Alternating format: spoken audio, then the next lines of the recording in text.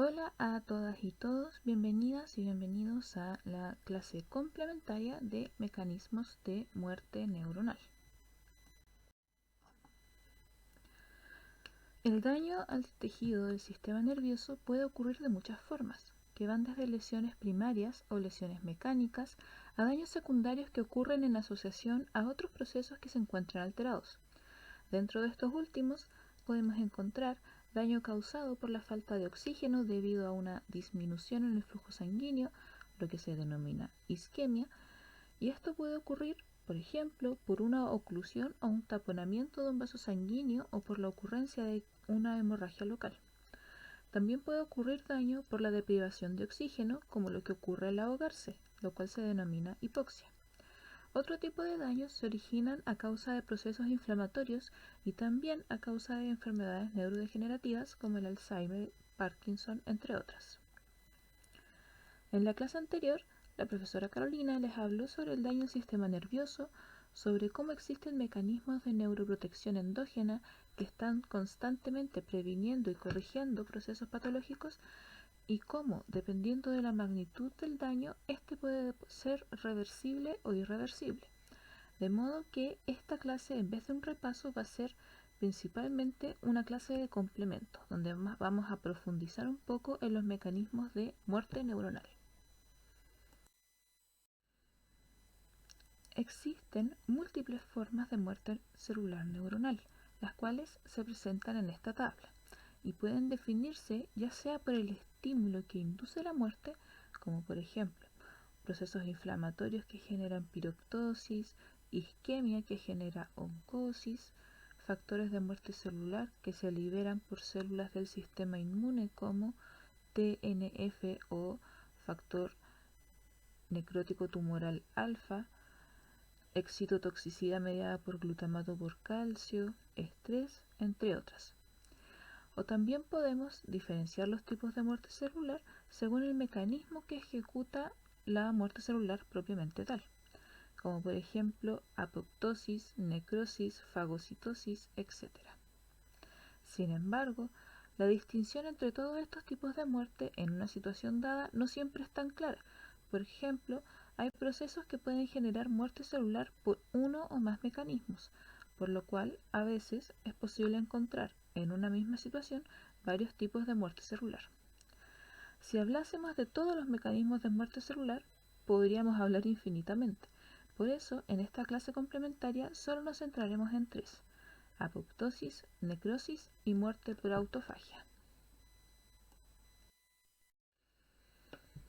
Y vamos a comenzar por la apoptosis, que es un mecanismo de muerte celular programada. Este proceso ocurre de manera normal en las etapas del desarrollo del organismo, ya que ayuda a eliminar células de los tejidos mientras estos se van formando y diferenciando. Y el sistema nervioso no es la excepción de esto, ya que a medida que las estructuras que forman el sistema nervioso se van básicamente formando, me refiero a los circuitos neuronales que forman el cerebro o los nervios que inervan, valga la redundancia, los músculos, etc. A medida que todas estas estructuras se van formando, los mecanismos apoptóticos van remodelando estas estructuras para evitar malformaciones y otros problemas. Además, también puede ocurrir apoptosis en condiciones no normales. Esto quiere decir en respuesta a condiciones patológicas como por ejemplo en procesos de isquemia o inflamación, entre otros. Si comparamos la imagen de las células normales versus las células que se encuentran en un proceso de apoptosis, podemos ver las diferencias morfológicas entre ambas.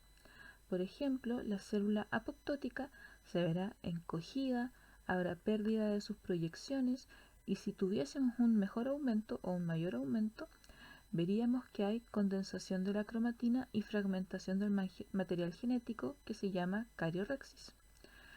Tras la cariorexis, la célula va a empezar a vesicularse. Esto quiere decir que va a empezar a dividirse, por decirlo así, en vesículas llamadas cuerpos apoptóticos, los cuales contienen organelos completos o restos de organelos y restos de material genético. Y estos cuerpos apoptóticos van a ser fagocitados por células del sistema inmune que recordemos en el sistema nervioso central corresponden a las microglías fagocíticas, o también pueden ser fagocitados por células vecinas que van a reciclar el contenido de estos cuerpos apoptóticos. El proceso de apoptosis se divide principalmente en dos fases, una fase de iniciación y una fase de ejecución.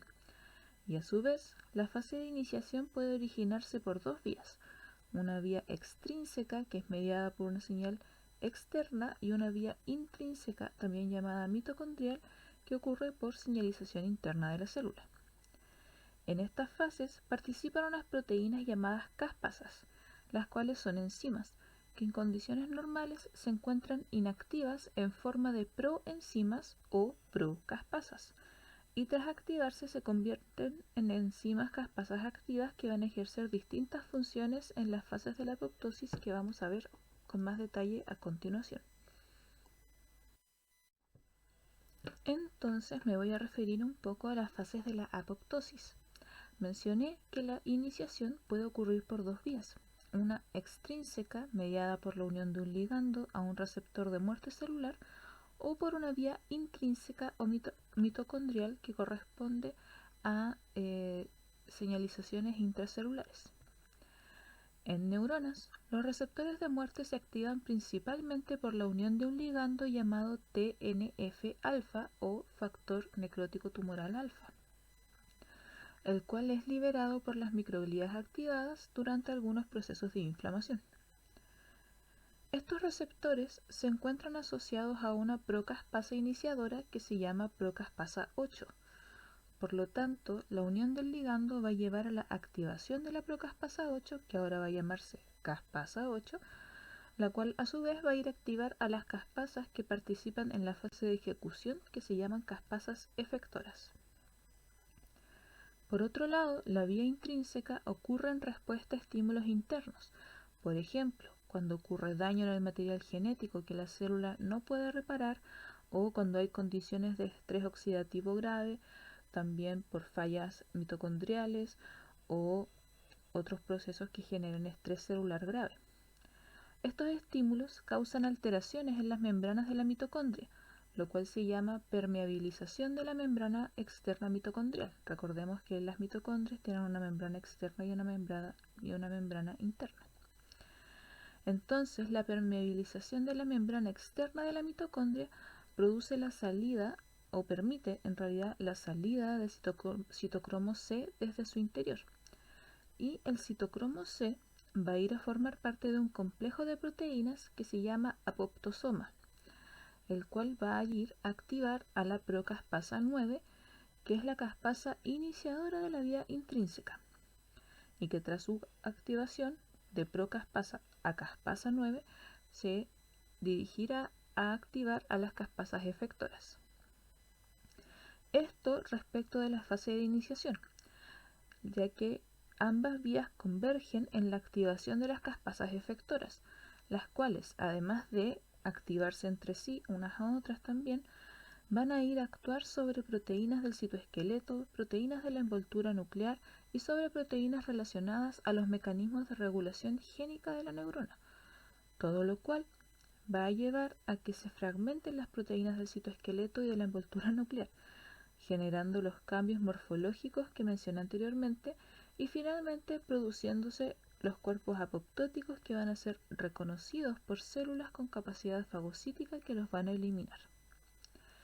Esto es una explicación muy sencilla del proceso apoptótico en neuronas, ya que en realidad participan una enorme cantidad de proteínas, principalmente en el proceso de permeabilización de la membrana mitocondrial, que pueden tanto favorecer como impedir todo el proceso apoptótico. Sin embargo, por ahora vamos a dejar la apoptosis hasta aquí, ya que el objetivo es que conozcan a grandes rasgos cómo se produce el proceso. De todos modos, en anexos voy a dejar una diapositiva que presenta vías más completas solo para que las revisen si es que gustan. Por otro lado, la necrosis es un proceso de muerte celular siempre asociado a patología. Esto quiere decir que nunca ocurre en condiciones normales en ninguna parte del organismo. En el sistema nervioso central, La necrosis neuronal ocurre tras eventos patológicos, como por ejemplo un infarto con isquemia, daños asociados a traumatismos cerebrales o a enfermedades neurodegenerativas como por ejemplo la enfermedad de Alzheimer. Morfológicamente, las células necróticas también se ven de forma diferente que las células apoptóticas, ya que en este caso la célula en sí, como los organelos, se hinchan, llegando al punto en que la membrana celular y la membrana de los organelos se rompen, proceso que se llama oncosis, y que al romperse estas membranas se liberan los contenidos de la célula al medio extracelular, lo cual va a gatillar una respuesta inflamatoria que, si es muy extensa, podría aportar aún más al daño que ya había presente en ese tejido. Aún no existe completa claridad de cómo ocurren los mecanismos de necrosis neuronal. Sí se sabe que procesos como la isquemia o daños mitocondriales asociados a otras patologías o el exceso del consumo de ATP van a llevar, obviamente, a la depresión del ATP celular. Y esto va a provocar que fallen varios mecanismos en la célula que dependen de ATP, como por ejemplo el funcionamiento de la bomba sodio-potasio y de la bomba de calcio, ya que ambas bombas dependen del ATP para poder funcionar. Y como estas van a fallar porque no va a haber ATP, el mal funcionamiento de estas bombas va a llevar a que se acumulen iones y que esto posteriormente haya un desequilibrio tanto iónico como osmótico que van a llevar a la hinchazón celular y a la activación de enzimas que van a terminar por alterar la membrana celular, que van a llevar a la necrosis.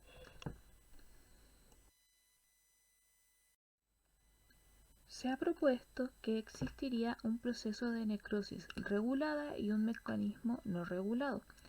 De estos, el que más se ha descrito es el mecanismo regulado de la necroptosis, el cual inicia solo cuando la célula no puede realizar la apoptosis, ya que la caspasa 8 que vimos anteriormente que participaba de la apoptosis inhibe este proceso de necroptosis. La necroptosis inicia principalmente por la activación de receptores de muerte, pero también puede ocurrir por otros estímulos, por ejemplo por excitotoxicidad, por estrés genotóxico o cambios en el pH, como por ejemplo una acidosis.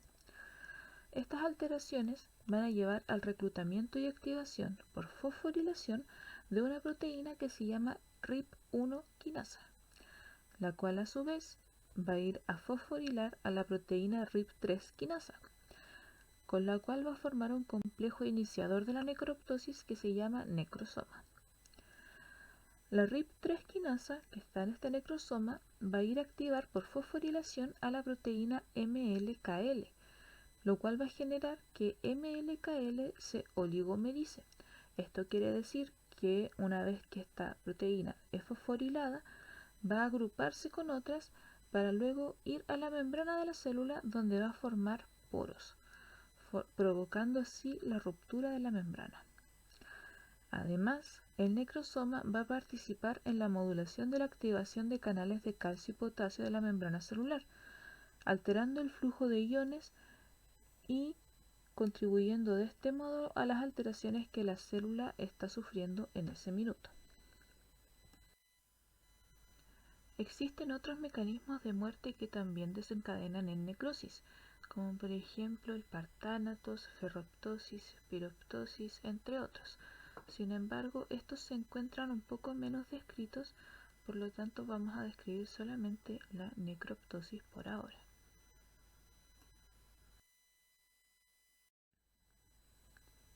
Por último, vamos a finalizar esta clase complementaria, mini clase complementaria, viendo el mecanismo de autofagia, que en realidad corresponde a un mecanismo de respuesta al estrés celular.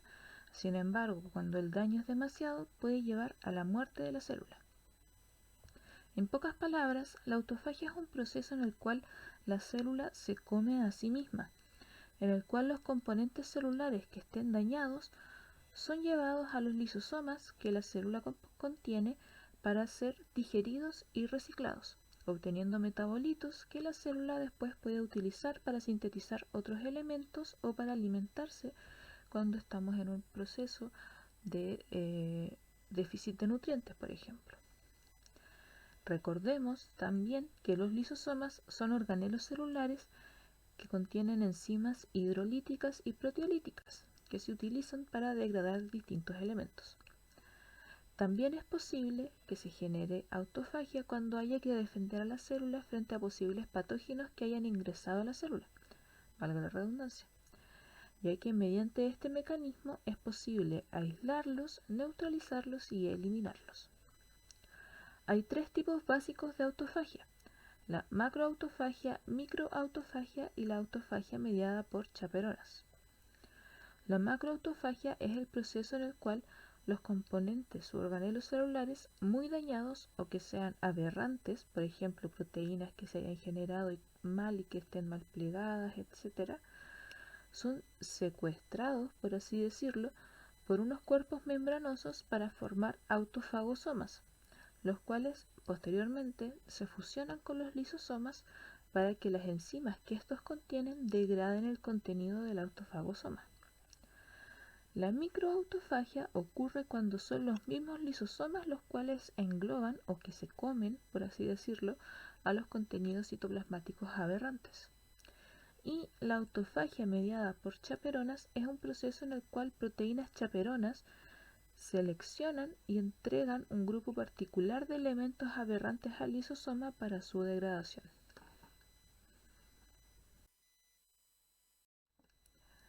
De los tres procesos autofágicos antes mencionados, el más relevante es la macroautofagia, a cuyos pasos me voy a referir ahora.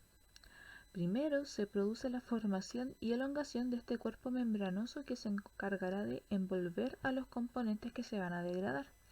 A este cuerpo o cisterna membranosa se le llama fagóforo. Y para que su elongación ocurra, primero deben unirse o interactuar con su membrana una proteína que se llama ATG1, la cual va a promover a su vez la unión de dos complejos de proteínas más, el complejo ATG12-ATG5 y el complejo LC3-2. Solo tras la incorporación de todos estos complejos, el fagóforo es capaz de crecer y elongarse para poder rodear los elementos que van a ser degradados. Cuando el fagóforo envuelve completamente los componentes, se cierra y se forma el autofagosoma, el cual posteriormente será llevado al lisosoma con el cual se va a fusionar para formar un autofagolisosoma, en el cual se va a producir la degradación de los componentes que llevaba el autofagosoma por las enzimas que contenía el lisosoma. El funcionamiento normal de la autofagia es vital para la mantención de la vida de la neurona. Por lo tanto, desregulaciones en este proceso, ya sea porque ocurra deficientemente o porque ocurra en exceso, van a llevar a la muerte neuronal. Se han encontrado evidencias en algunas enfermedades neurodegenerativas, como por ejemplo Alzheimer y Parkinson, donde se ha visto muerte celular por exceso de autofagia, que se caracteriza por la acumulación de autofagosomas y autofagolisosomas. Sin embargo, los mecanismos que subyacen estos procesos en la patología aún no se encuentran bien comprendidos.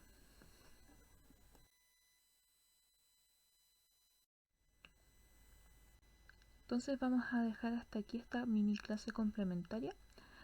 Es breve, así que espero que no haya sido demasiado complicada, y si es que hubieran problemas con comprender algún concepto, les invito a que me escriban al correo electrónico o que revisen la bibliografía que dejo aquí. Aquí presento algunos libros y algunos artículos científicos en los cuales me basé para hacer la clase. Y también dejé algunas diapositivas en anexos que les pueden aportar o complementar un poco más su estudio.